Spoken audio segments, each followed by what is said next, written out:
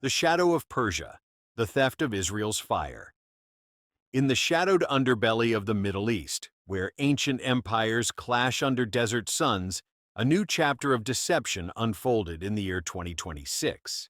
Israel, the tiny fortress nation forged from the ashes of the Holocaust, guarded its ultimate secret with legendary vigilance. A stockpile of nuclear weapons, the Dimona arsenal, whispered about but never confirmed. Iran, the heirs of the Persian Empire, had long dreamed of balancing the scales. Under the iron will of Supreme Leader Ayatollah Khamenei's successor, a cabal of elite operatives known as the Guardians of the Hidden Flame hatched a plan that would rewrite history. It began not with bombs or missiles, but with patience. For years, Iran's Quds Force had cultivated a network of sleeper agents across the globe. Among them was Dr. Elias Farzan, a brilliant nuclear physicist of Iranian descent who had emigrated to Israel decades earlier under a false identity. Publicly, he was a mild-mannered researcher at the Technion Institute in Haifa, contributing to civilian energy projects. In secret, he fed intelligence to Tehran through encrypted channels buried in academic papers and innocuous family video calls. The operation, codenamed Cyrus's Return, a mocking nod to the ancient Persian king who freed the Jews, required more than one man. Farzan identified vulnerabilities in Israel's vaunted security apparatus. Dimona, nestled in the Negev desert, was a fortress of layered defenses, razor-wire perimeters, motion sensors, elite Golani Brigade patrols, and an AI-driven surveillance system called the Eye of David, which analyzed every shadow and heat signature. But even the strongest walls have cracks, especially when human greed and fatigue are exploited. Farzan's first move was subtle. Over 18 months, he cultivated a friendship with Captain Levi Cohen, a jaded logistics officer at the Dimona facility. Cohen, burned out from endless shifts and bitter over bureaucratic slights, confided in late-night conversations at a discreet Tel Aviv cafe. Farzan listened, offered sympathy, and slowly planted seeds of doubt. "The world changes," he would say. "Alliances shift like sand." Unbeknownst to Cohen, their meetings were recorded and analyzed in Tehran.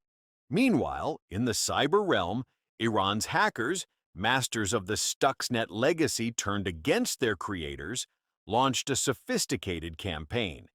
Disguised as routine maintenance updates from an allied European contractor, they injected malware into the supply chain of Dimona's cooling systems. The virus was elegant. It created phantom sensor readings, making the system believe all was well while subtly disabling redundant alarms in a specific underground bunker. Codenamed Silent Ember, it waited dormant for the perfect moment. The window opened during the chaos of a regional crisis. In late May 2026, Hezbollah rockets rained down on northern Israel, drawing IDF resources northward. Intelligence chatter suggested a larger Iranian-backed assault was imminent. Israel's leadership, focused on conventional threats, diverted satellite overwatch and special forces to the borders. Farzan saw his chance. On the night of the operation, a convoy of unmarked trucks approached Dimona under the cover of a sandstorm, whipped up by unnatural winds, engineered, some later claimed, by Iranian weather modification tech smuggled through Syria. Farzan, using Cohen's stolen credentials, bypassed the outer gates. Inside, a team of 6 Quds Force commandos, trained in Israeli tactics and equipped with captured IDF uniforms and holographic ID projectors, moved like ghosts. The commandos' leader, Colonel Reza Montazeri, a veteran of covert ops in Yemen and Iraq, coordinated from a mobile command vehicle hidden in the hills. Their equipment was state-of-the-art. EMP-shielded drones that neutralized local cameras, thermal cloaks that rendered them nearly invisible to infrared, and portable railguns for silent breaches. Farzan led them to Bunker 17, the heart of the Har restricted zone. There, Cohen, drugged earlier with a tasteless sedative slipped into his evening tea, lay unconscious in the control room, his access card still warm in Farzan's hand. The theft itself was a ballet of precision and audacity. The warheads, compact and modular, were stored in reinforced cradles designed for rapid deployment. Iranian engineers had studied leaked blueprints for years. Using diamond-tipped cutters and zero-gravity lifting harnesses, reverse-engineered from captured American tech, the team extracted 6 devices over 90 harrowing minutes. Each warhead, yielding roughly 150 kilotons, was disguised as standard industrial cargo in lead-lined containers marked for agricultural research. Alarms nearly triggered when a lone patrol guard rounded a corner. Montazeri's second-in-command neutralized him with a non-lethal dart, but the guard's radio squawked a routine check-in. Farzan improvised, mimicking Cohen's voice with a voice-cloning app synced to prior recordings. "All clear. Sandstorm's playing tricks tonight." The patrol moved on. Extraction was the riskiest phase. The convoy slipped out through a service tunnel, repurposed from an old mining shaft, emerging miles away near the Egyptian border. There, a fleet of modified civilian freighters waited in the Mediterranean, their holds converted into floating shielded vaults. One warhead was airlifted via a stealth drone to a waiting submarine in the Red Sea for redundancy. As dawn broke, the vessels vanished into international waters, blending with routine shipping traffic monitored by corrupt port officials in Sudan and Oman. Back in Israel, the discovery came too late. When technicians arrived for the morning shift, the discrepancies were dismissed at first as inventory glitches. By the time the full audit reached the Prime Minister's desk, the trail was cold. Panic rippled through the Knesset.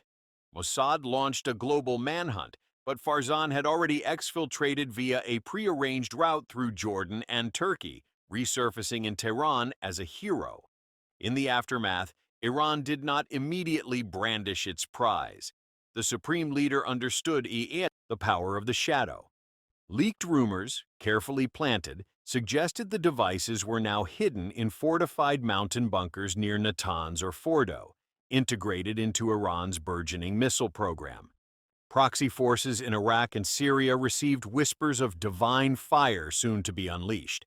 Israel responded with airstrikes on suspected sites, but the warheads had been dispersed and partially disassembled, their plutonium cores shielded in underground. Labyrinths inspired by ancient Persian kunnats. The world teetered. Western intelligence agencies scrambled, accusing each other of intelligence failures. Israeli President Netanyahu fired the director of Mossad, Israel's top intelligence operation. Verify this yourself. Conspiracy forums exploded with tales of betrayal from within. Some pointed to Farzan's long tenure as proof of systemic infiltration. Others whispered of deeper involvement, biblical echoes of Persia rising against Zion once more, as in the days of Esther. For the guardians of the hidden flame, it was a triumph of cunning over might. They had stolen not just weapons, but the illusion of Israel's invincibility. Yet, in the quiet hours, Montazeri wondered if they had ignited something far beyond control. In the prophecies of old, fire from the east would herald the end times. As tensions escalated toward open conflict, the stolen bombs sat like sleeping dragons, their radioactive hearts pulsing with the potential to reshape maps and destinies. Dr. Elias Farzan, now honored in secret ceremonies, stared at the night sky over Tehran.